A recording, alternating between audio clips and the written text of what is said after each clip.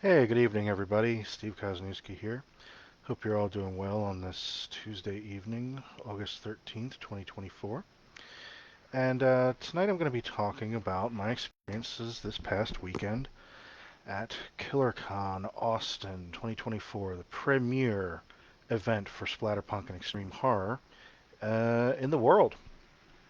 So I was very fortunate to make it to Killercon this year down in Austin, Texas. Um, I only decided at the last minute to go. Not really the last minute, maybe about 3 weeks out.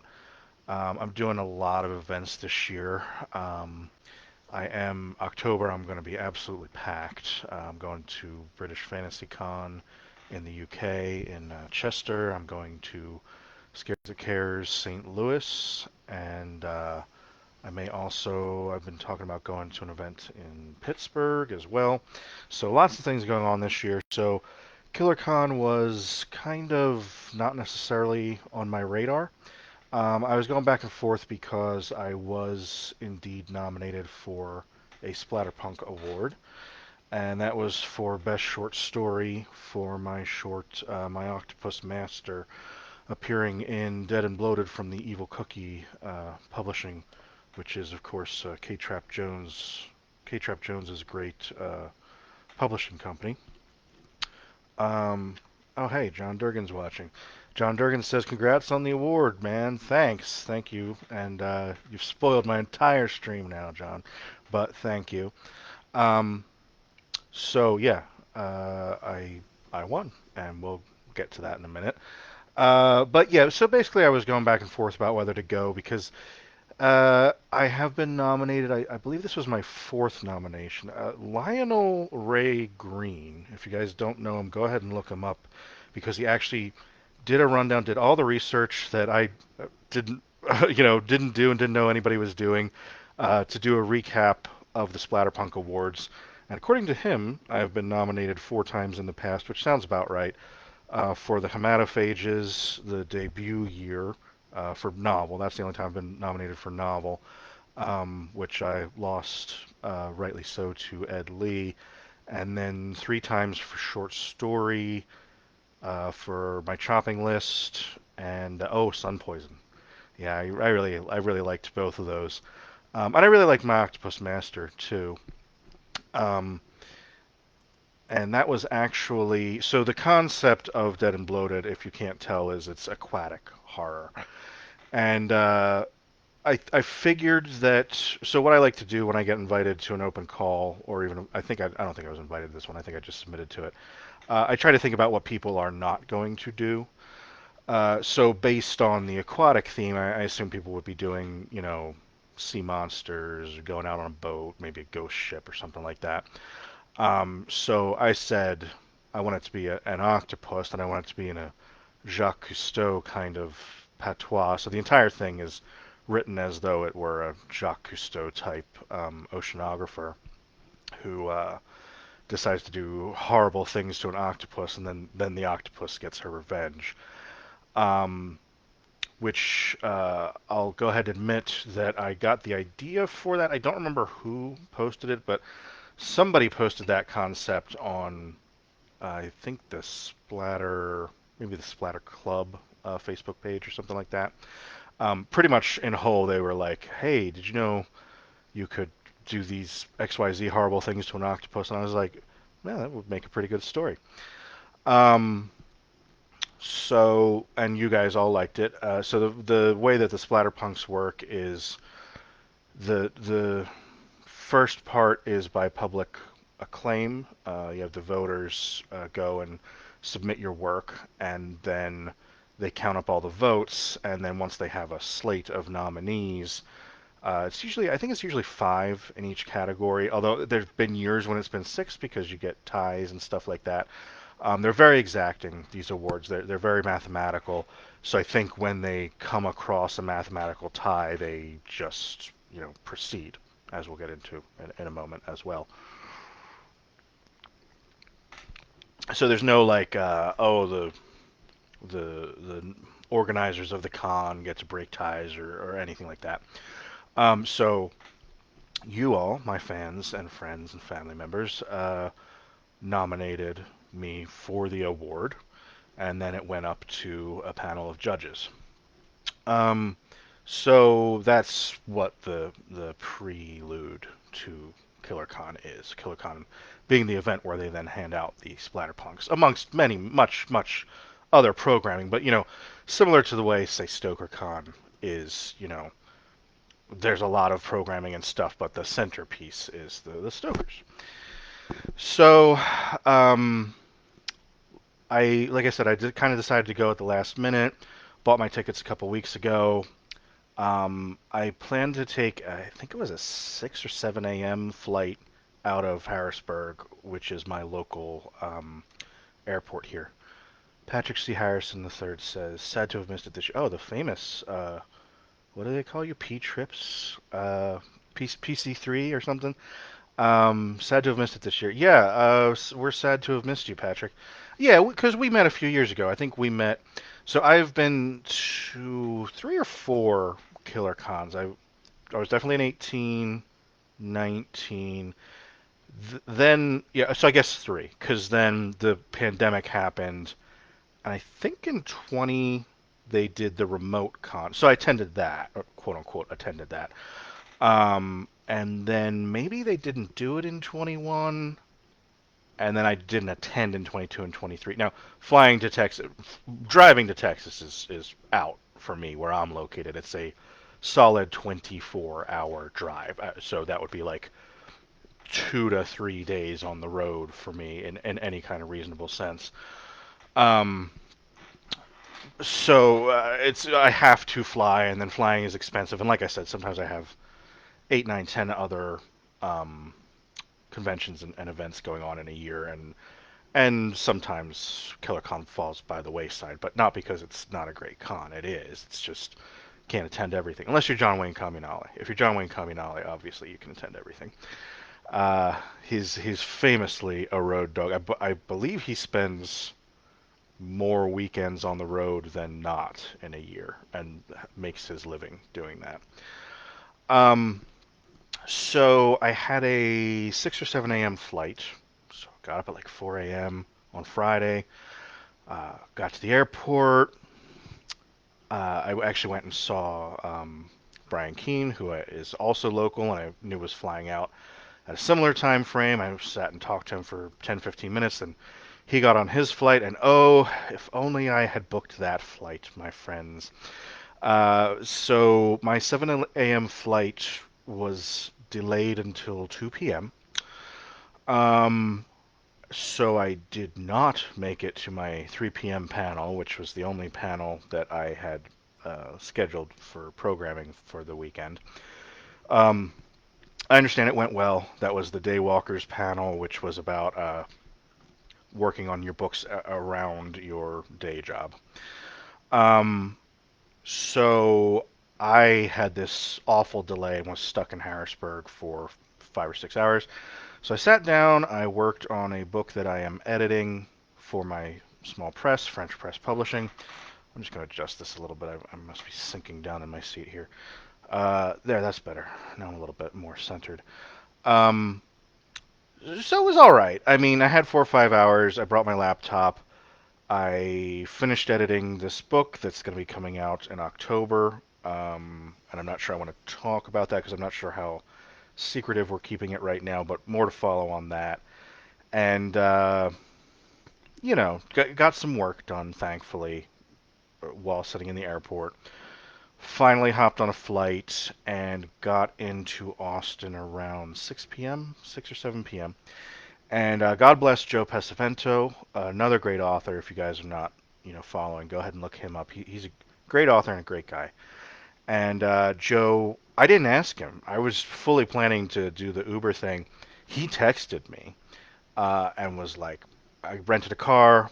Let me come pick you up." And I'm like, "Thanks, man." And then I spent the whole rest of the afternoon being like, "It's been delayed another hour. It's been delayed another hour. It's been delayed another hour."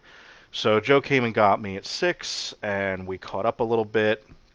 Drove back to the hotel. And KillerCon has also moved since the last time that I was there. It's in a much, well, I probably shouldn't throw shit. Well, what the hell? I don't remember what the name of the old hotel was, but it's a much nicer venue now.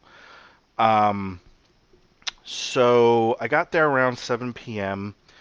and famously, Killercon, which is completely unrelated to it, but Killercon is famous for the taco truck and the Indian truck, which park next door at the gas station next door. And apparently they're completely unrelated, but people are always like, is the taco truck going to be there? So seeing that, and I figured I would end up eating at the hotel at some point out of desperation.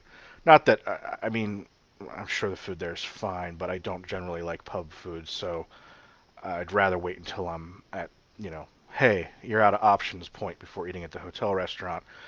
So I went over and I got some enchiladas, and they were good. And I always hear about how, street tacos are better than, regular taco. And I get it, it's better than Taco Bell or whatever. Um, but they were really, really good at that place. So much so that I went back the next day, but I didn't like the other enchilada. Then the next day I got these weird like cheese enchilada. I didn't know what the hell I was ordering. I was just like, give me one of those. Um, but yeah, so I came, I had a bite to eat, and then I had already missed all the panels for the day, including my own that I was supposed to be on. So my apologies for that, guys. I tweeted about it and I texted Daniel J. Volpe and let him know. I cannot, I apologize, I can't recall who the moderator was. It was not Dan, but it turned out I was not friends. I didn't have the moderator's contact info, so I wasn't able to text him. But I let Dan know, so hopefully he passed it on to you guys. Uh, Seriously, I hate doing that. I hate missing events, and it, I think it honestly has never happened to me before, but it was just a disaster getting out there. Um, so the big event on Friday night, and I was aware of this ahead of time because actually one of the reasons that I decided to go down was I was invited to do a roast of Wrath James White, who is the founder of Killercon and one of the founders of the Splatterpunk Awards. And so I worked on all my stuff for the roast and got it all perfect and everything. And then I got told, oh yeah, they're not interested in having you in the roast. It's overbooked or whatever. I'm like, well, glad I spent $1,000 to come to this event, but I guess I'll just go down and enjoy the camaraderie and everything. So I was aware that this was happening, but somehow they kept it secret. All the organizers and everything kept it secret from Wrath that he was going to have a roast that weekend. So the supposed big event on Friday nights is the Wings of Pain challenge. And what that is they get chicken wings with some of those awful. I don't know the brand, but the brand one of the brands I'm familiar with is Torchbearer, hot sauces. So I'll just say for the sake of argument, something along the lines of Torchbearer hot sauces. Those ones that are like shit your pants, and that's like the name of the hot sauce. So they get all those hot sauces and put them on the wings, and then the audience laughs as you suffer. And I don't know, maybe they ask them questions or so, or maybe it's just kind of like the joy of watching people in pain. John Baltusberger said, "Was such a good time." Oh, largely in part to you, John, the Prime programmer and one of the organizers. Works very hard behind the scenes, John Baltusberger. So that's what it's always been in the past, the Wings of Pain challenge. And of course, this year they went to a lot of trouble because they got the milk and bread and the I guess phony bologna boxes of wings and all the torchbearer type sauces. Dan Schrader says, "Steven, what's up? What's up? Congrats, thank you, thanks, my man. Good to see you." So this year they got it all set up and they brought all the people that were supposed to be participating on stage, and then Shane McKenzie just turned on a video, and it was a video of now Wrath James White is formerly a I think an MMA fighter or a boxer of some sort. Um, I guess I don't know the difference. I always it always seems to me that he's boxing, but I think I've heard that it was MMA. Well, whatever. Somebody let me know in the comments. Um, so it was a compilation video of all of Wrath's losses, and I'm watching it for a second, and I'm like, I thought Wrath was rather famously a good fighter, and I don't know what his record is or anything, but I understand he was a very, very good fighter when he was boxing or MMAing or whatever the hell it's called. But every single one of these fights, he's getting laid out, and we're all just like, oh, and that was the start of the night. And then so Shane McKenzie presented, Jeff Burke presented.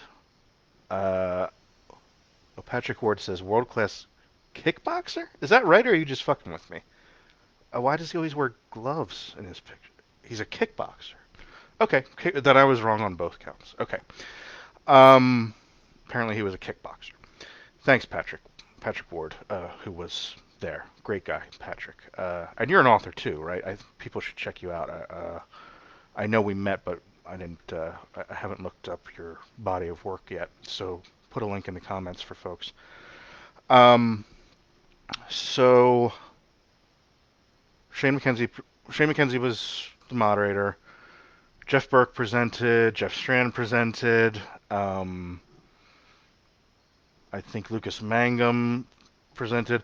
Monica O'Rourke and Edward Lee came in by video to give their little brief presentations. Brian Keene presented. Oh, Christopher Triana presented. Patrick Ward, not an author, only a collector and reader. Nice meeting you. Oh, okay, cool. Well, yeah, great to meet you too, Patrick. So I feel like I'm forgetting somebody, so my apologies if somebody remembers who the other presenters were. Oh, Nate Southard. Nate Southard presented as well. So they all are just laying into Wrath and each other, which is what you do at a roast. And okay, so let me set the record straight on this. I had many people come up to me after the roast and asked me. Yes, thank you, Patrick. Don't forget Nate Southard was hilarious. He was indeed. Uh, so I was asked by one of the presenters to yell out a joke during the presentations. Uh, a joke about Deadite Press, which is a famous splatterpunk extreme horror press. Uh, I do not. I have no connection except for love and affection. I have no connection to Deadite Press. I have never published with them. I was asked to yell a joke, and the folks that asked me about this, I was like, look, I wrote it down on my phone because I wasn't going to remember it.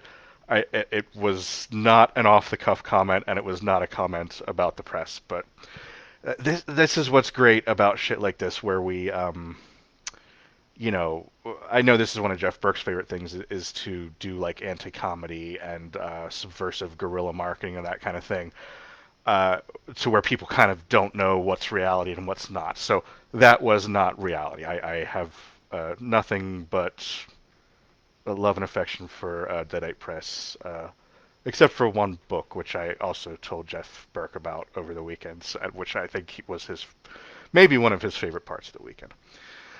Um, so after the Wings of Pain that turned out to actually be the roast, very cool. And I have not seen this before. Now, sometimes at these events, one of the publishers will host a party, and I actually, well, just a funny little aside. Uh, Room parties are such an element of American convention culture, and such a fun element to me. I love it. And I mentioned a few minutes ago that I'm going to British Fantasy Con this year in Chester, and I tried my damnedest to export this room party thing to the UK, and they did not get it. They did not understand. They were so flustered and upset that I was even floating this concept. And I was like, I would talk to the hotel. I know it'll be a little loud. And Tommy Clark, you deserve that award. Thank you, Tommy. That's very kind of you to say. Um, so everybody that I tried to talk to the hotel. I tried to talk to the organizers of the con. I tried to talk to my employees that work in the UK and that kind of thing. They were not having it. They did not get it. They do not want it. So, if indeed, as was suggested at Scares That Cares Williamsburg this year, there's going to be a Scares That Cares London in the near future. May I suggest that I will try and take another crack at exporting the room party concept to the UK, but no promises on that front because they do not seem eager to have it brought to their lovely little islands there. So sorry, that was just a brief aside. Um, but the point being, there's always a room party at Killercon. This year, it was the con that put it together. So I guess John Baltusberger, who we mentioned earlier, and Wrath James White, and the other folks that were organizing the con, led everybody into the con suite and bought a bunch of alcohol and everything for everybody. And so I was like an open party, like for like everybody that's at this con. And I know it's a smaller con. It's probably, I don't know what the exact numbers are, but in the past it's been like 200, 250 people. So I said to myself, boy, if this is open and they're announcing it at the Wings of Pain Challenge, I feel like this is going to be a crowded event and maybe I'll just make an appearance and leave. But it was very nice. So, got to hang out with Patrick and Brian Keene and Jeff Burke and Shane McKenzie a little bit and Jeff Strand and Bridget Nelson. Oh, I don't think I preface this. I always say this during my videos, just so you guys know. Listen, I'm not going to say anybody's name that is not a public figure. I don't feel like that's right. So if you're so and so's wife or whatever, and you're not like publishing it, well, I guess I did it to Patrick, but he appeared okay with it. He's a commenter as far as that's concerned. So if you're so and so's wife, I'm just going to say so and so's wife. I know it's not really doxing in the strictest sense, but you didn't agree to be a public figure. You're just that. And also, maybe we had a great conversation. Maybe we had a bunch of drinks. Maybe we had a lovely time. Uh, it will be impossible for me to say the name of every single human I interacted with. It is no slight against you. I love you. I'm not a fake person. Whatever interaction we had, and hopefully it was positive. If I don't mention you, it's just because I can't spend 72 hours talking about it the way that I spent 72 hours experiencing it. So those are my ground rules for when I do these videos. Laura J. Hickman, I am bummed I missed it. We were bummed not to have you there, Laura. Sorry. Next year, probably be in Austin again. I think that one's always in Austin. So I went to this room party, hung out with a bunch of those people that I mentioned that are all public figures, and it was really great. And it was up on the 14th floor and had this amazing view of Austin. Um, just a beautiful town. I didn't get to see it. I never get to see the towns that I go to for these conventions. I'm not that guy. I don't. When I get to a convention place, I'm like, I'm there for the people. I'm not. And everybody was asking me, how was New Orleans? How was the Etouffee? And I'm like, I'm not going out and looking at the sights when I'm on a convention. I'm there for the convention. I'm there to see the people that are there that get together a couple times a year. Um, Laura, next year will be much less stress. Okay, good, good. I want that for you. So hopefully we'll see you next year then. So wonderful room party. Now, like I said, I had been in the airport since 5 a.m. or something, and I was completely wasted. Not wasted in the sense of drunk. I actually did not drink very much Friday night. But I was just destroyed from traveling all day. Oh, and I also had a really nice long conversation with Aaron Beauregard, another public figure. Uh, so I wanted to say, I don't know if I said this to Aaron at the time of, um, but I want to apologize to Aaron. But this is also kind of a good thing. I'm starting to think of Aaron as the new Jay Wilburn. And what I used to do was I could talk to Jay Wilburn for hours and confide in him and talk to him, and he never once made you feel like you were hassling him or leaning on him. I think everybody has a similar story with Jay, and I had that feeling again on Friday night talking with Aaron. So, Aaron, I apologize if I buttonholed you and talked your ear off, but it was like being with the ghost of my dead friend who I used to do that to at Killercon a lot. Um, anyway, but I did not stay very long because I was completely destroyed from all the travels. And so I toddled off to bed. Like I said, hardly had any drinks. But the other thing, Patrick Ward, I was really pleased by the room parties. I thought to myself, this could be weird and awkward, and I don't know if I'll feel welcome. But it could not have been less the case. Oh yeah, of course, man. You're part of the team. You're part of the crew.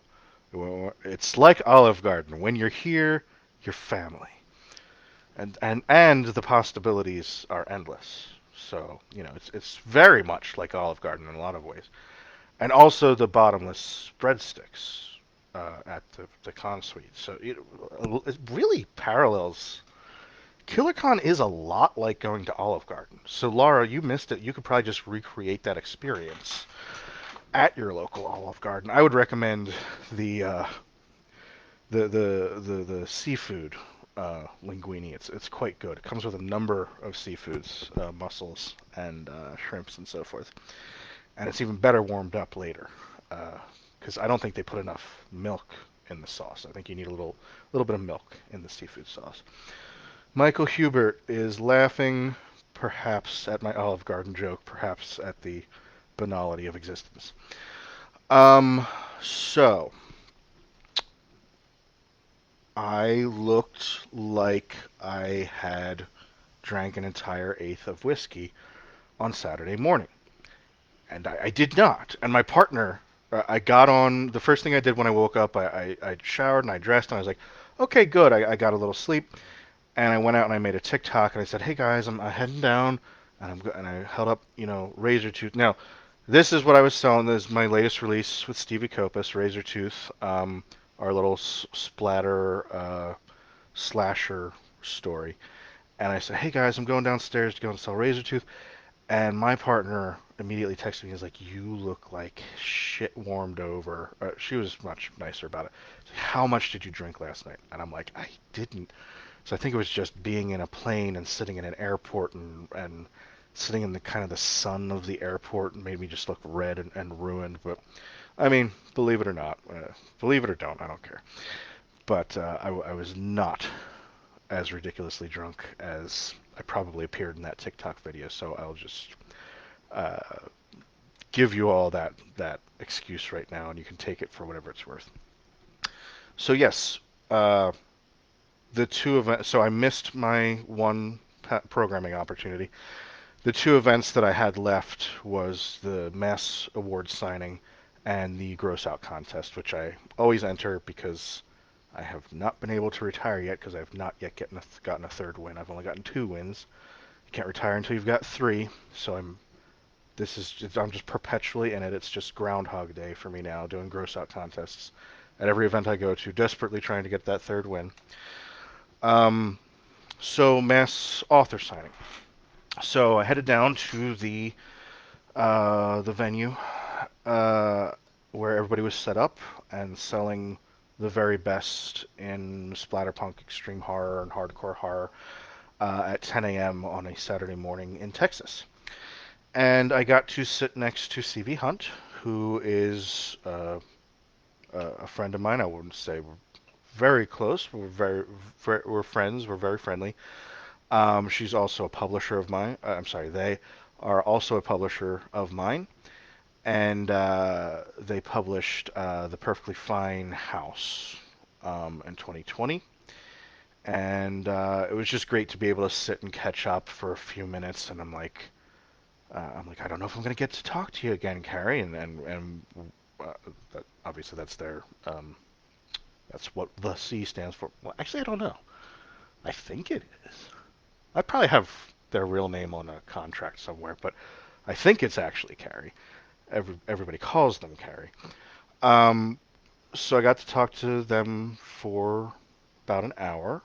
Sold a bunch of razor tooths. I just brought what I could fit in my laptop bag. I was like, and this is what I always say. Like I had the signing with Paul Tremblay 2 or 3 weeks ago, and I was like, or yeah, I mean I did, but that was an hour long signing. So whenever I have an hour long signing, I'm like, if I bring 10, 15 books, if I sell them all, and I've made 150, or if it's a novella like Razor Tooth, $10 a piece, or 250 if I'm selling novels. I'm like, okay, cool, that's a good earning for an hour. So I was just like, pack whatever you can pack in your laptop bag. Nobody's coming there to see you. They'll get a couple copies of Razor Tooth, and you'll be good. And I actually almost sold out. It was quite a good morning for me. So I really appreciated that. And oh, that's right. I also saw CV Hunt's reading the day before, and they mentioned Baby Hater, which is one of their, I guess, best-selling books, and that was the one that was really flying off of the table after they mentioned it at their reading. That it's just about a woman who gets sick of being asked why she doesn't have a baby yet, and then becomes a twisted sort of supervillain who slash superhero who runs around punching babies in the face so people will shut up about when she's going to have a baby. So CV Hunt's selling these like hotcakes. I'm sitting next to them selling razor tooths like hotcakes, and everyone that I talked to said that was their experience as well. That they sold quite well, uh, rather well at the mass signing, and extremely well apparently at the vendors table. So if you are thinking of vending, and I don't normally, actually I've never vended at Killercon, because I that's not something that I go to vend. But you should consider it next year, or if you're ever attending. Apparently, they sold like crazy pants this year. Um, so I mean, talk about the right audience and the right place, the right time kind of thing. So we did that, and I think I went to a couple more readings, and then I already mentioned that I went back to the taco truck again, the same taco truck. Um, I apologize. I keep touching the bridge of my nose. My glasses are. It's really hot out here, and my glasses keep sweating off my face from the sweat. It's live video, folks. It's a live performance. So I'll try to avoid doing that because it looks like a nervous tick. I have enough nervous ticks. I don't know if you guys have noticed this from watching my videos. I always have to have something in my hands. Uh, I have enough nervous ticks as it is. I'll try and stop doing that. There, I just did it again. Um, so I went back to the taco truck, got some more tacos, and I had written my gross out contest entry. That was the other thing I did while I was stuck in the airport on Friday. I wrote my gross out contest entry, but I had not practiced it, and I had not perfected it. And I have, on occasion, memorized my gross out contest entry, particularly the ones where it's a big portion of it is that I'm pretending that I'm just doing it extemporaneously. I would have liked to, but I just didn't think I was going to get it memorized in a day. So, in any case, I went back to my room, went over it a couple more times, and then Brian Keene texted me and said, "Why are you hiding out in your room, you asshole?" And I'm like, "I'm not. I'm practicing my gross out contest." And he's like, "I know you didn't get to go to your programming yesterday, so why don't you come sit in on this programming I'm doing at 4?" And so I was like, "You don't want me on a. I'm just not just gonna crash a panel." He's like, "It's fine." And he's had me do this before. He's had me sit in on panels for him. You reach a certain point where. So to explain for folks that don't know as much about it, uh, if you are an invited guest to an event like this, part of your invitation is that you have to do some programming, like a minimum amount. Um, so it gets to the point where you've done so much programming in your life, you're sick of doing it. You're sick of sitting on panels, and you're sick of doing readings and handshaking, glad handing, and that kind of stuff. So there have genuinely been occasions where I've been at a event with Brian, and he's just been like, I can't do it. Just sit on the panel for me. And I'm like, okay, cool. I'm still young and new enough that I get excited just getting up in front of an audience. But he said, yeah, come sit in on this panel with me at 4. So that was the oh yeah, that was the panel that nobody knew what the hell we were talking about. So the proposed idea for the panel was, what is wrong with horror right now, and how can we fix it? And that was with Craig Spector, Nate Southard, Brian, myself, and somebody else. Oh, maybe I think maybe it was Shane McKenzie too. Um, so we were all like, we don't really understand what this is, but we'll, give you guys came out to see us, so we'll entertain you for an hour. So we did kind of talk about, some of the publishing meltdowns that have been going on recently, and it was kind of interesting having Craig Spector on that panel talking about, hey, this shit's been going on since the 80s, and, Brian talking about, Brian would start with like, hey, this shit's been going on since like 2001, and then Craig would be like, well, actually, it's been going on since the 80s, and kind of get that really broad, breadth of experience for that panel. So I think it went over rather well. Um, then it was, yeah, then it was, dinner time. There were a couple more signings and readings and stuff. So the programming was basically all weekend. If you have not been to Killercon, they keep it packed. Everybody has readings, everybody has panels, and it's all in the same room, which is, one of the nice things about a small convention. I can't tell you how many times I've been to a convention. I've been like, where is my event? And I'm walking around and I'm looking for. It's never like room 1 and room 2. If you've ever been to a hotel, it's always like the Woodside room and the Burns room. And I'm like, I don't know where these things are. And you have to get a map of the hotel. So one nice thing about KillerCon, it's all in the same place. Just go to the event venue and you're good. You're there. You're watching whatever programming is going on. Um, so the big event that was coming up at that point then was the Splatterpunk Awards. As I mentioned earlier, the kind of the centerpiece of the weekend. So we left that panel. I went and I met Judith Sonnet for the first time. Again, I apologize because I always feel like when I do these things, also it sounds like name dropping, like I'm name dropping. I don't know what to tell you. I guess there's no right way to do this. Anyway, I got to meet Judith Sonnet, and we talked about, I threw some American Dad references at her. I know she's a big American Dad fan, and we talked about all kinds of crazy shit. And yeah, I was with Joe Hempel, who is a great audiobook narrator. I just met him at the event as well. And Rebecca Rowland, who I will be publishing later or early next year. I've already read the story, but it won't be out in the Strange New Moons werewolf anthology until very early 2025. So I've met Rebecca on occasion before, but not since we have entered a business relationship. And Ron Malfi. So that was really cool. And that was kind of the part of the weekend that, is what I really go down for, is the kind of I mean the programming stuff is all, lovely. I love doing it. As you can tell from the fact that I'm doing this video, I'm going to try and dry these now. Maybe that'll give my nervous tick a little less tension here. So uh, like I say, I love programming. I love performing. I love all of that stuff, but I particularly love the unscripted opportunities that you get to just talk to people you wouldn't normally talk to, and form groups with people you wouldn't normally form groups with. Like Patrick, who was in the comments earlier, I don't know him from Adam. I'm not even sure if we're online buddies, but I got to hang out with him on weekends. Uh, so this was just one of those organic kind of afternoon, like, hey, what's everybody sitting around talking about?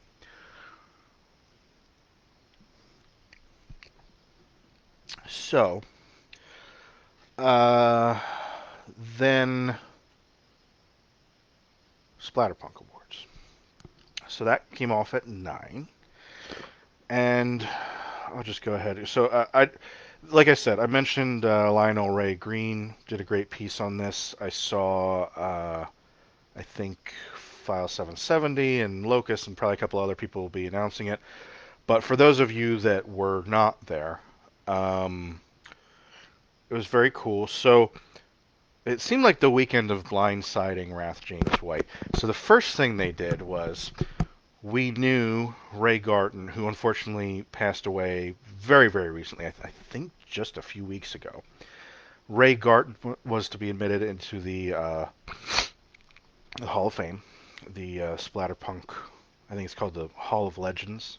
And so they actually have. So I mentioned before, there's just the one venue. There's just the one room where they do programming, and they have the legends in the back. So it's like those who've passed on. It's like Jack Ketchum and Dick Lehman and Jay Wilburn and I think Weston Oakes was admitted this year. So I think Weston Oakes and Ray Garton were admitted this year into the Hall of Legends. Ray Garton was also, if he had, well, I guess he got it anyway. I guess his estate got it anyway. But he was also to be given a Lifetime Achievement Award. So obviously, unfortunately, he passed away. However, Craig Spector was there and is fortunately still with us. So we all knew that Ray Garton and Craig Spector were getting the Lifetime Achievement Awards. But since it was, for some reason, Surprise Wrath weekend, uh, they they started. So Brian Keane and Wrath James White both get up in front and kind of do this Fred and Ginger routine where they both are like, now I'll speak, now I'll speak. And it's all very scripted. But once they got to a certain point in the script, Brian just turned and was like, and now you shut up. My script is fatter than yours, and it's fatter than yours for a reason. And he goes in and he gives Wrath his Lifetime Achievement Award. And I know that they had both. I was actually. This is a great claim to fame for me. I was present during the conception of the Splatterpunk Awards, and I actually proposed that they should be called the amputees. That was my great contribution to the discussion. Um, when they were when this was but a mote in Wrath and Brian's eyes, uh, but I know Brian said we will absolutely never be eligible because we don't want the kind of chicanery and fuckery that goes in with awards where it just always goes to the organizer, it always goes to the president. Some of you will know exactly what I'm talking about. Sometimes also within the horror industry, but many awards are like that, and the Splatterpunks are not. And I think Wrath got the shits of it last year and was like, Keen deserves one, and surprised him and gave it to him. And then Brian turned around and did the same thing to Wrath. So they are now both Lifetime Achievement Award winners. Um, and Wrath said that that was his first industry award, which is, kind of disappointing. I think some folks have said this is very sad to hear. So yeah, maybe he'll get many more. We can hope. Uh, so then they gave Craig Spector his Lifetime Achievement Award, which was very nice. One of the OGs. And like I just said, I was there for, I mean, probably not really, but I was there when they were still discussing it at some point. Like, I was there for the conception of the Splatterpunks. Craig Spector was literally there for the conception of the term splatterpunk. This was brought up. He was in the room. I think it was John Skip that came up with the term. Or no, wait, it was Skip and Maybe it was Shaw. It was, I don't know. Somebody tell me. It was either John Skip or David J. Shaw. And apparently Craig Spector was in the room that night when they were discussing it. And it's like, now we have awards named after it. Now it's a genre, it's a movement, and everything else. So yeah, he's an OG of the field, and I believe that was the first time I met him. Actually, I met Lee. Yeah, I met Lee and Skip and Spectre at Killercon. Yeah, I don't I don't think I've met Scow. Yeah. Well, anyway, now I'm definitely just name dropping. So anyway, moving on. So they all got their awards. I'm going just a little bit out of order here. Bill Fisher, congrats, thank you. I'm going to go just a little bit out of order here. So best anthology was up for. I shouldn't probably go through all these, but okay. Splatterpunk Basement of Horror by Jack Bantry. Blood and Blasphemy by Jerry R. Gray. We're Here by Angelique Jordana and James G. Carlson. Dark Disasters by Candice Nola and Dead and Bloated by K. Trap Jones. So that went to We're Here. And Angelique and James were not present, so Judith Sonnet accepted on their behalf. Best Collection. Something Very Wrong by Jonathan Butcher. Now, Jonathan Butcher was there. Transcendental Mutilation by Ryan Harding. Woe to Those Who Dwell on Earth by John Lynch. Oh, good for Lynch. I didn't, yeah, he's a good guy. Gush by Gina Rinaldi. Gina's also very cool. And Beautiful Darkness by Jay Wilburn. That went to Ryan Harding for Transcendental Mutilation. We're going to skip over that one for now. Best Novella. The Big Head's Junk by Edward Lee. Smokey Elvis and Danzig Battle Swamp Ass by Lance Lute. Snow Angels by Lucas Mangum. Sirens and Seaweed by Candice Nola. And Bowery by Matthew Vaughn. Oh, I'm surprised. I've heard a ton about Bowery this year. But that went to Snow Angels by Lucas Mangum. Good friend. And his first splatterpunk, I believe. He was very touched, and that went very well. Oh, Ryan Harding. So kind of a broad spectrum here. This was Ryan Harding's fifth win, and Lucas's first. Best novel: The Night Mother by John Everson, Mayfly by C.J. Lead, Pedo Island Bloodbath by Duncan Ralston, Dead End House by Brian Smith, and Along the River of Flesh by Christopher Triana. And that went to Mayfly, as I predicted ages ago. I knew that was going to go to Mayfly. And CJ Lead was there. I got to meet her. She's very cool. I think she was at StokerCon too, which I... Oh, wait. Was that last year? Yeah, because I didn't go to StokerCon this year. I think she was at StokerCon last year, but I didn't meet her. But I met her this year. And so, of course, the category, such bullshit, the least important category by a wide margin. The category everyone was dying to know what was going to happen. Best short story: My Octopus Master by Stephen Kosniewski, Unfound Footage by Patrick Lacey, Hide Invert: A Saga in 10 Reels by David J. Scow, The Night People by Brian Smith, and Blood Harmony by Chet Williamson. And the winner was Chet Williamson and myself. It was a tie. So I saw very cool David J. Scow congratulating us both. I think mostly Chet Williamson. I think they're actual friends. But I mean, considering the dude wrote my favorite short story, no cap, fam, 100% true. My favorite short story of all time, Worm Boy Meets Jerry's Kids. That dude, I beat in a short story contest somehow. Um, but yeah, I actually had caught wind of this, that one of the categories was a tie, and I was like, oh, well, I sort of was prepared for this to happen. I did not know I did not know I was a winner ahead of time. Um, but I heard some of the organizers talking about they're changing the way the judging system goes. Uh, and I don't know if it's because there was a tie, because like I said, they've done some mathematical stuff where like they've had 6 entries in a category because there was a tie, and I don't know if they've ever had a tie for the win before. But my memory could be failing me. We'll ask Lionel Ray Green. We'll ask Lionel Ray Green to write a nice history of the Splatterpunks. But I had heard some of the organizers talking about there being a tie, and I was like, Oh, you'd better be prepared with your speech in case you're one of the tied categories. So yeah, I mean, Chet Williamson's a great guy. Again, just we're friendly. We've had lunch together. We've met a few times. Very cool guy. Great voice. If you've never listened to a Chet Williamson audiobook, amazing. And this is another thing. I should probably done some fucking research before I did this live feed. Huh. I don't think he's ever won an industry award. When I look at his bios, they say he's been nominated for a ton of things. But uh, Bill Fisher, I listened to you read that tale with Wiley Young at AuthorCon last year. Deserved to win. Oh, thank you, Bill. Yeah, that's right.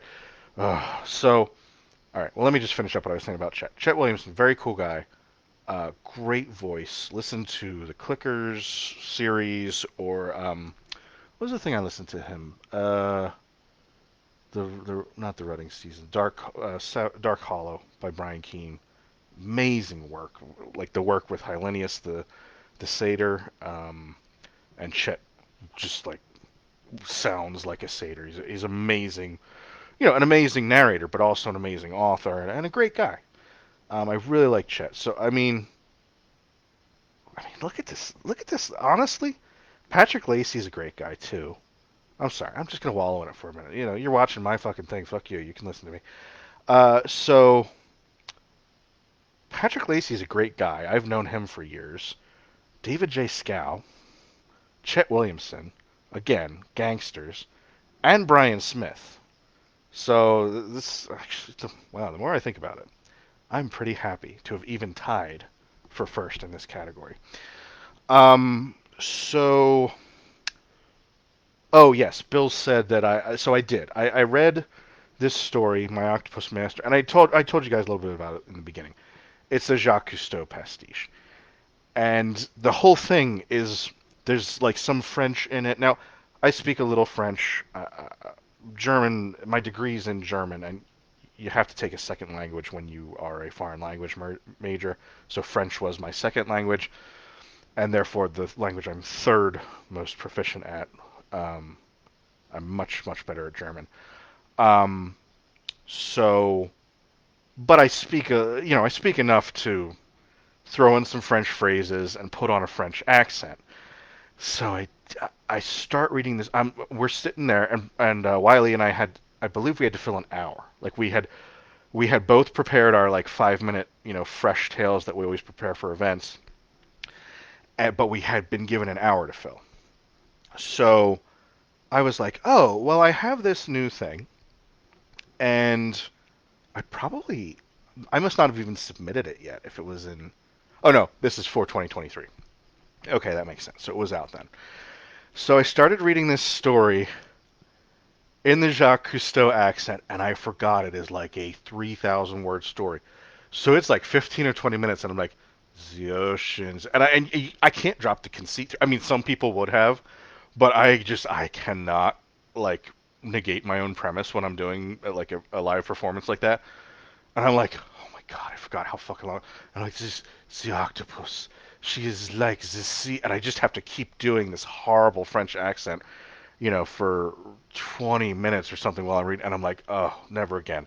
So, Bill, you witnessed a one of a kind live performance there, because I will never do that again, no matter how much you all beg me.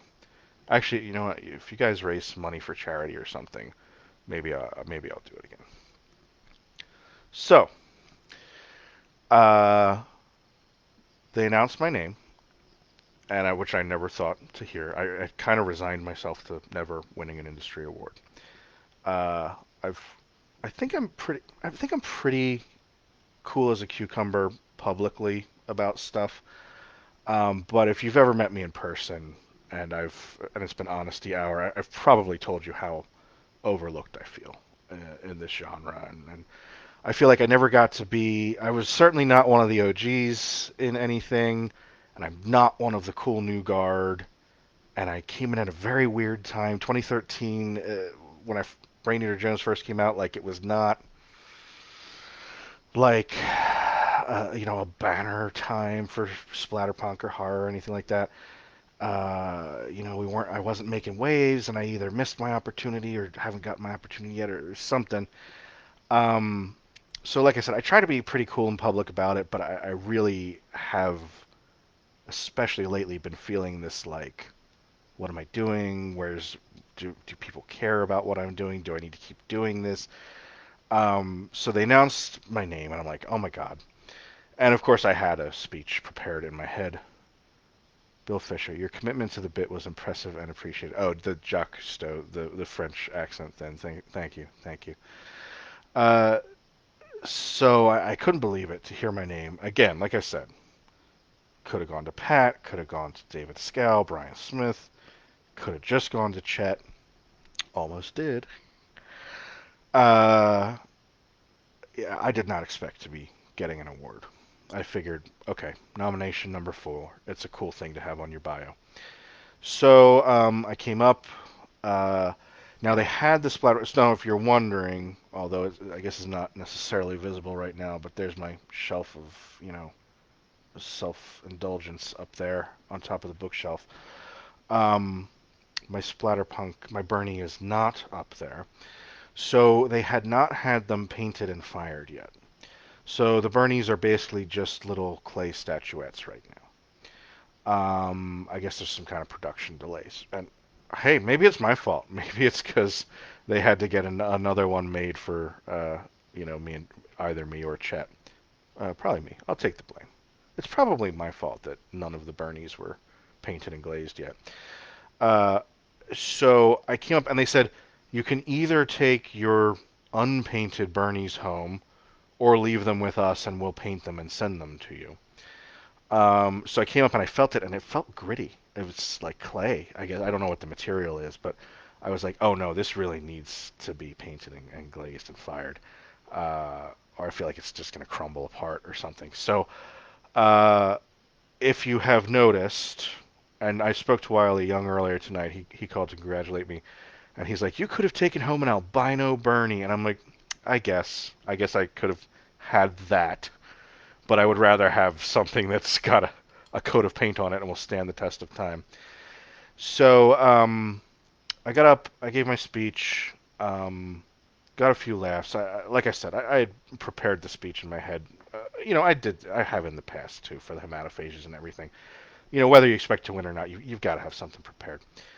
Um, and I said my little speech and I thanked who I wanted to thank, and I completely forgot to thank Jay Wilburn. And I was wearing my Jay Wilburn shirt. And I mentioned a minute ago what I wanted to say was we started our journey together. I don't know if that was Jay's first publication, but my first publication I was in a collection, or rather an anthology with Jay. And I'm like, we started our journey together. I am very proud to be sharing a slate, even if just in spirit, with Jay again. And he was there. He was in the Hall of Legends, with a candle in front of his photo. And I was wearing my Jay Wilburn T-shirt, and I was very glad that he was there in spirit for that. Uh, and I'm saying that to you guys now. I didn't say any of that. I didn't say any of that the night of. I said the thing about ha ha ha. I'm half a man. I won half a award. All the stuff I had prepared in my head, and completely out of my head the thanking my old passed away friend. But what are you gonna do? Anyway, um, so that was all very emotional, and then Aaron Beauregard and Daniel Volpe came and congratulated me, and I think the first person to congratulate me was Jeff Strand in the bathroom, so appropriately so, and a former Splatterpunk short story winner, if I'm not mistaken. I ducked out real quick and ran to the bathroom, and he came in and was like, "Hey, congrats." So we had they called us back. So all the winners, CJ, and that was where I met CJ. So Judith, who accepted for Best Anthology, Ryan, who I've met before, Lucas, who was another, debut winner, CJ, who was another debut winner. In fact, I believe Mayfly was her debut publication, if I'm not mistaken. Like, she's really taken the field by storm, and rightly so. Splatterpunk award winner with a mainstream publisher. It's great. She was very cordial. Ryan and everybody, Judith and everybody was very cordial. So they called us over to get some photos of the whole panel. Oh, and of course Rath and Craig, who won their Lifetime Achievement Awards. So we got some photos taken and that kind of thing. And then the whole thing was over in 35 minutes. I've already been talking for an hour. So the whole Splatterpunk Awards was shorter than this live stream, although I'm talking about the 72-hour weekend. So, yeah, I won't say anything. I should wrap up fairly quickly here. Um, but I won't, because I like to talk and I like to perform, as I've mentioned 100 times before. So, uh, people are coming up and hugging me.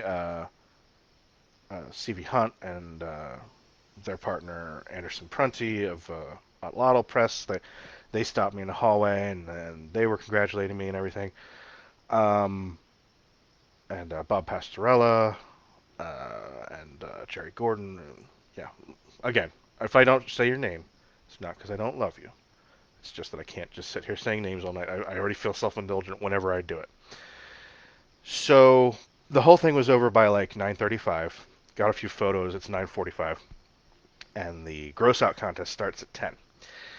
So we had the gross out contest. If you've never been, I'm sorry, I can't help you. You have to go. You're not allowed to know what happens at the gross out contest. That's the primary thing about it. It's like losing a poem behind the couch, or whatever lyrical metaphor you want to use. The gross out contest doesn't leave the room. It's something that you can only experience by being there present. I'm glad there are things like that. Not everything has to be readily available, streaming. There's still live theater and unexpected joy and beauty, and well, not joy and beauty at the gross out contest. The exact opposite of that, but there's still pleasure and to be found in live theater. So I didn't think it was over long. I've been to gross out contests where I'm like, oh, okay, contestant number 18, get the fuck off the stage. It was not over long. I thought it was all of the entries were very good. I think only a few people got the big thumbs down midway through that you sometimes get. Um, so Jeff Burke ran it as he has so many times before, and the winner was Jonathan Butcher. Came in from England with his wife Michelle. Uh, well, it's Michelle Butcher now, but I knew her back in the like Permuted days, like when I was first getting started. And I think we talked later, and she was like, "Yeah, I remember," because I talked about the Permuted Press debacle. More to come on that from me in the very near future when I release my next personal release. I'll be talking about Permuted at length. But she was like, "Yeah, I remember that." So I think that was when we first started bopping around, and she was writing under Michelle Killam at the time, I think. And I think I know her real name, so I'm not gonna. I'll try not to accidentally say it. But I think that's her real name, not her pen name. So I think it was Michelle Killam, and now she's Michelle Butcher and Jonathan Butcher, and they're married. But Jonathan Butcher, as I mentioned, was up for Best Collection and flew in for it, and unfortunately did not win the Splatterpunk, but did win the Gross Out contest. Um, and that's kind of all I can tell you about. You have to come to the Gross. I'm not going to talk about the stories or what was best. I mean, obviously mine was the best. I mean, Butcher, fucking robbed me. Was kind of ridiculous. I mean, he's a carpetbagger. He's a fucking carpetbagger. come to my country and take my gross out contest in front of, my dead friend? Like, what kind of shit is that, Jonathan Butcher, Emily Kenny. I wish I could have been there for the gross out challenge. I wish you could have too. It was good. It was really good this year. I won't mention any years, but I have been to years where it's been bad. But this year was kind of universally great. There were some really good performances. I didn't know how the judges were going to pick. Uh, but I guess they just picked names out of a hat or something, or maybe they went by who traveled the longest distance or some shit. Like, it was clearly not based on the quality of the story. It was just some external criteria that they made up or something. So, um, gross out contest, always a great capstone. It's like this cathartic thing. After you have the splatterpunks and all that tension and all that crap, you do the gross out, and it's just for fun. It's just a fun thing. It's ridiculous. Emily says, "LOL." Hopefully, I am, of course, just joking with you, Jonathan. Well, he knows. He knows. Um, I expect we probably have similar senses of humor based on our interactions over the weekend. Um, so you have the splatterpunks, and it's, like any award. I mean, we try and all play Joe Cool, but it's tension, and then the tension's dispersed, and then you do the gross out. It's a great capstone. So then they had a room party again Saturday night. Like I said, very cool. Well, Friday night. So I got to hang out with Jonathan, and she said he knows. Jonathan knows I'm fucking with him. Okay, good. Um, is Emily secretly with Jonathan, or is Jonathan? If Emily Kenny is keeping you in a room, blink twice and let us know if you're safe. Um, so we go to the room party. Got to hang out with, like I said, Michelle, my old buddy from back in the day. And I was like, we've never met in real life, but like we go way back. And Jeff Burke again. We had Honesty Hour with Jeff Burke. It was quite thrilling. I think I can honestly say I've never seen Burke drop his um, public persona before, and he dropped it hard on Saturday night.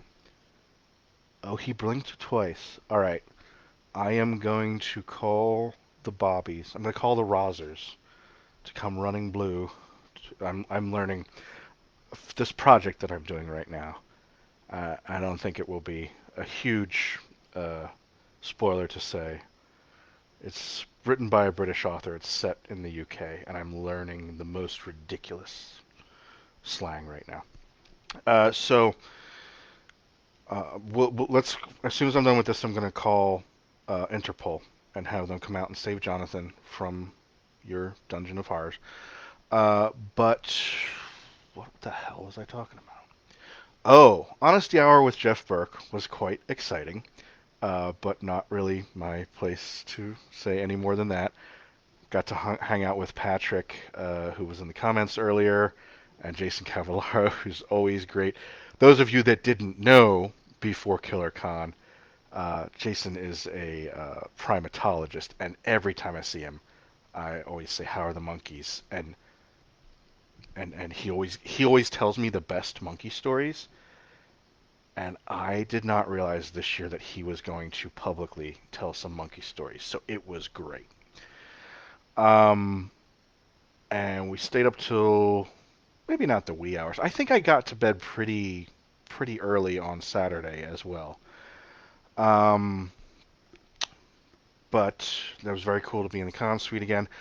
And then Sunday morning they had cartoons and cereal, and I talked to Shane McKenzie, who I guess when it releases, let me know. Jason is fascinating. Primato. Oh, I'm sorry. Emily Kenny says when it releases, let me know. Okay, I will. Patrick says Jason is fascinating. Primatologist, drummer, avid reader, comma writer. I don't know if he is a writer. Uh, but yeah, oh, that's right. Jason also does the like a professional drummer, and they get this guy to do the. I'm sure that's like being a trombonist, and all that you ever ask the trombonist is, can you do the wah wah? And I'm sure trombonists are like, eh. So I'm sure Jason, being a professional or whatever, semi-professional drummer, because he's a professional primatologist, being asked to do the, what do you call that? The roundup or this? I'm sure my partner could tell me. What is that called? The little drum thing before an announcement. Uh, yeah, no, he is. He's a fascinating guy. He plays snare drum at all the New Orleans Saints games. Oh, drum roll, drum roll. Yeah, you're right. That is what it's called. Uh, he plays the snare drum at all the New Orleans Saints games. Oh, that's crazy. Yeah, that's right. He did talk about that. Um, so Dead Dog next morning at 10 a.m. Or maybe that's not Dead Dog. Dead Dog is at the end, and I was gone for that. So, but anyway, they do milk and cookies or cereal and cartoons on Sunday morning. And I was talking to Shane McKenzie, who was doing that part on Saturday night, and he was like, "Yeah, I forget what all he said he was going to get, the Toxic Avenger or something." And I was like, "Well, Jeff Strand's here. Why don't you get the old Attack of the Killer Tomatoes cartoon?" And I was just fucking around because I was like, "How can you get a cartoon from 40 years ago on such short notice?" And he was like, "Dude, that's a great fucking idea. I should do that." I'm like, "Yeah, I know." So for those of you who don't know, Jeff Strand wrote the novelization of the movie. Um, and so I came to that in the morning, and Mackenzie's like, "Yeah, man, I found that Attack of the Killer Tomatoes, like you said." I'm like, "That's pretty impressive, honestly. I mean, I'm not going to cast aspersions, but it's impressive he found it so fast." Uh, I'm sure he paid for it legally. But yeah, anyway, I haven't watched that show in like 30 years. It's got to be closer to 30. I feel like late 80s or something. So yeah, does not stand the test of time. But as a cultural artifact, an interesting watch. And then I started to watch The Toxic Avenger, and I was like, this is also from the 80s and has a lot of those. I was like, the jokes were the same, and I was like, is this just what we watched when we were kids, and we never noticed how crummy and samey they were? We watched Perplexed. Oh, yes, yes, yes. We watched Attack the Killer Tomatoes Perplexed. It is a perplexing show. I mean, it's a perplexing premise. And the show, having a low budget and everything, was no better for it. Um, so yeah, and then John Baltzberger asked me for a couple of signatures. So I pretty much said goodbye to everybody, Jonathan and Michelle and Patrick and Shane and everybody that was up in the room, eating our Lucky Charms and shit.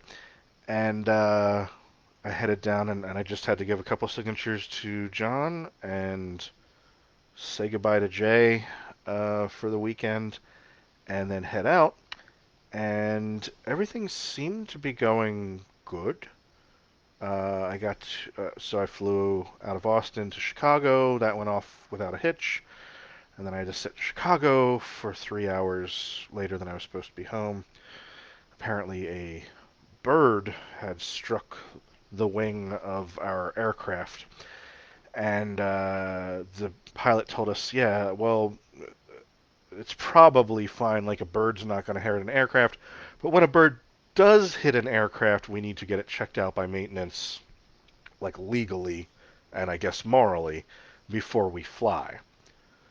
Emily Kenny, Lucky Charms and shit. No, I haven't had Lucky Charms in an age. And I had a bowl of Lucky Charms. They had some Golden Grams. Way to put a vision in my head. Oh, Lucky Charms and shit. Yeah, yeah, there you go. That's next year's Gross Out Contest entry. Lucky Charms and shit. Um, so got in at like midnight. But yeah, it was an amazing. Oh yeah, so if you guys are watching, you have any questions, go ahead and put the questions in the chat, or I'm gonna log off for the night. But yeah, it was an amazing weekend. Obviously, and I said this at the time. This is the capstone of my professional career as a writer. I've never won an industry award. I can't say that after Saturday.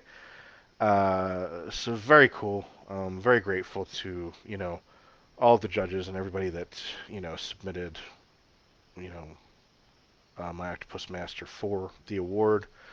And, I'm happy for all the other winners and the nominees too. I mean, I was that for 7 years or whatever.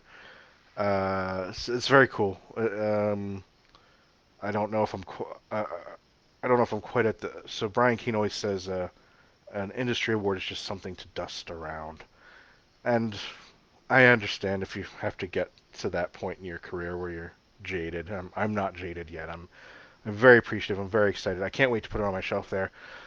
I probably will whenever I get it. I mean, at a minimum, do a TikTok or something. Okay, Patrick says, cheers, thanks for being so real and fun to be around. Proud to display your book on my shelf. Oh, yes. Razortooth. Now, I did not mention this before, but Patrick has the con exclusive cover, the lovely Matt Wilderson cover. There are only 60 copies of this that will ever be in circulation. Uh, there will be a different cover for those of you that don't come and get one of those 60 copies. And I'm actually probably going to go put this on my shelf because I don't think it's up there yet. Um, so he said, cheers and thanks. Cheers and thanks for being real and fun to be around. Okay, thank you. Proud to display your book on my shelf. Hope to see you again. Yeah, definitely, man. Yeah, let's keep in touch. Come on down to T-Town with some books for me. What's T-Town? Let me know about that. Is that Tulsa? Is T-Town Tulsa? I feel like that's as many syllables as Tulsa, so I'm not sure it's a great um, shortening there. Not a great abbreviation, but I've also lived in Oklahoma, so I know how clever Oklahomans are in general. So I mean, like, good on you guys for realizing your town's name started with a T. I lived in L Town, Oklahoma, for an unfortunate number of years. Uh, bingo, Tulsa. Okay. Bill Fisher says much deserved win, and Tomatovages should have more awards than can be counted. Well, thank you, Bill. I am. Somebody asked me this week, and I am working on a sequel and another standalone novella in that universe. Um, so yeah, maybe we get Hematophages back into the public consciousness, inject it like a parasite into the bloodstream of the horror community.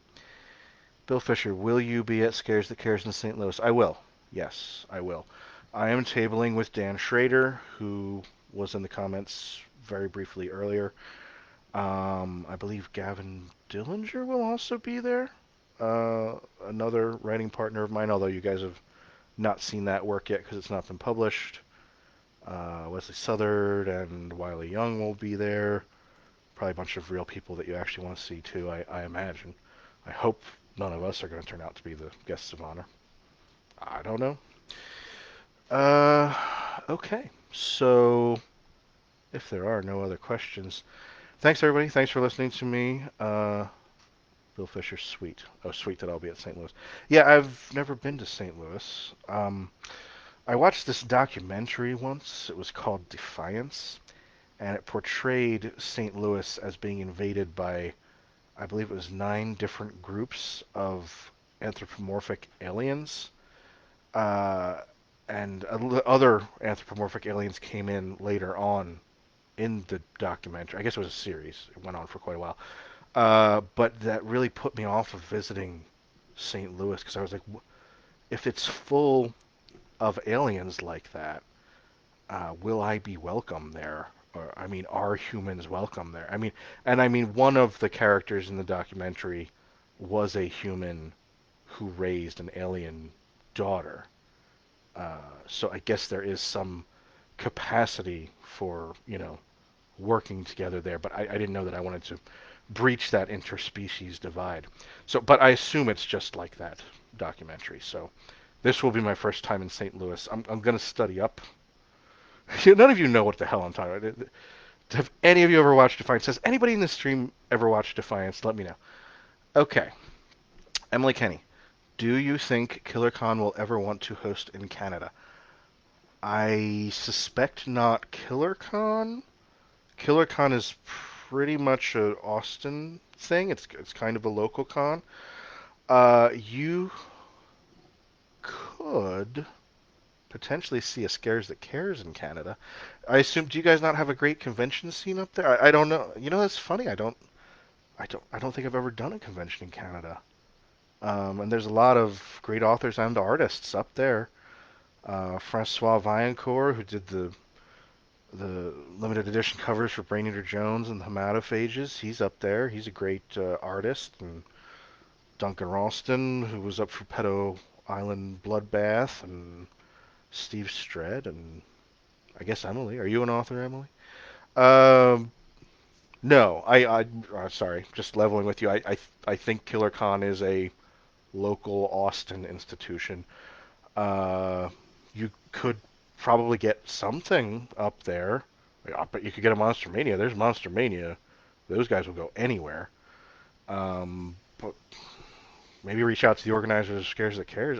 I'm sure that would be a ripe audience. Uh, there's a lot of Canadian horror fans and like I said, guests that would be there for the taking.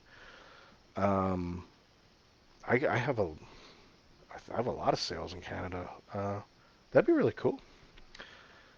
There's nothing in the Emily says there's nothing in the extreme here in Canada. Well, I mean that's not true. Like I said, Duncan's there, Stred's there. Oh, you mean no events, no extreme events? Well, yeah. Hey, we could. Uh, you know what you do? Start working on it yourself, right? If you are not having a need met, meet that need. Maybe you'll be surprised how big it goes. Or maybe we could do something with the Books of Horror people. I know they're starting to organize some events. There was a Books of Horror event in Chicago or Indianapolis recently, I think. Yeah, no, I mean, I think it's a great idea, honestly. I'm not local. I had a lovely trip to Montreal about 10 years ago. I love French Canada. I mean, not to exclude it, just the only place in Canada I've been is Quebec. And God, what an amazing place! Like I said earlier, I poorly speak a little bit of French, so it was very cool to take a 5 hour drive and be in literally a foreign country, but also like a foreign culture. Um, yeah, I think we should get that. Let's KillerCon Montreal or something. KaziCon. I'll back you. Okay, aliens. Oh, talking about Defiance. Aliens. Yeah, that explains the pizza and fried ravioli in St. Louis. Okay. Bill Fisher. Okay, so Bill Fisher, we're talking about the whole Defiance thing earlier.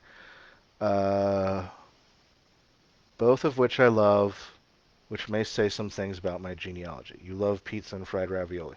So the family name must be like Pizzicoli or something. It's not really Fisher. It's like I don't know what the Italian word for Fisher is. Uh, okay, Emily Kenny. I meant for cons. You're certainly right. Yeah. Um, I'm not very close with him, but maybe I'll reach out to Duncan or Steve Stred and see if they want to organize something. I'd love to go back to Montreal. Sorry to keep harping on. I mean, I'm sure there's lots of nice towns in Canada, Vancouver and everything, but I'd love to go back to Montreal. It's a great place. It's a different world in Quebec. Yeah, it really is. It's very cool. Okay, guys. Well, thanks for sticking with me. I think that's about it. And so, if you missed this live, I will be posting it to, YouTube and the blog and all the usual places. So, thanks everybody. Again, thanks so much. I would probably be holding it in my hand right now, saying you like me, you really, really like me, except that I don't have it yet. And decided to opt out of the albino splatterpunk award and wait for it to come through. So, Bill Fisher. I just meant my ancestors may be extraterrestrial. Lol. Your ancestors may be extraterrestrial, therefore they like pizza and ravioli. Bill, you're a fascinating man. You're like Shrek. You contain layers. Uh, Bill Fisher, great show. Thanks for doing it. Yeah, thanks for being here with me, man. So thanks everybody. Thanks for the award. Thanks for another great weekend. Camaraderie. Uh, Thanks for reading my stuff, making me feel like I matter when I don't. And I'll catch you all next time.